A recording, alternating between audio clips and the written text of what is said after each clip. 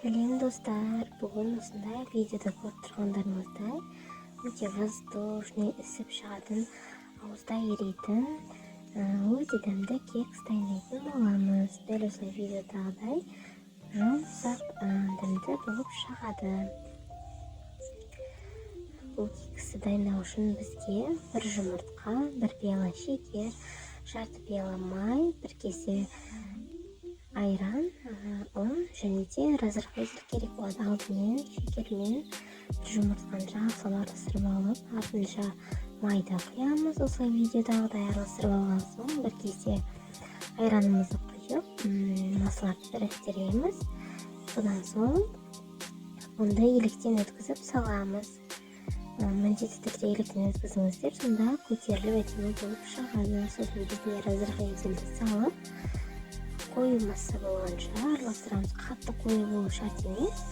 Видеодағыдай масса болғанша ұнды қосатын боламыз.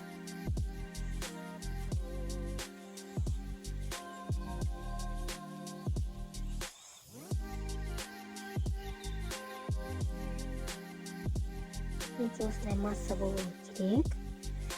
Мен осылай кондитерлік қапшыққа салып алдым. Бұл міндетті емес. Қасықпен салсаңыздар да болады.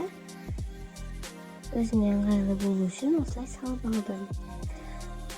Осы бір дайындалған массадан менде 36 штук шықты. Қоюлау немесе сұйық жасағандарыңызға байланысты аздау немесе көптеу шығады. Кекстерді 200 градуста 30-40 минут пісіріп аласыздар. Етіп қызарса болды. Істен болады.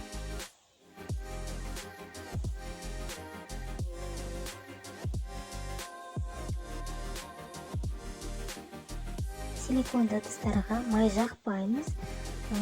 Май жақпасаңыздар да мүлдем жабыспайды. Осылай видеодағыдай өте оңай алынады. Пісіріп дайындап көріңіздер, ас болсын. Каналға тіркеліп, лайк басуды ұмытпаңыздар.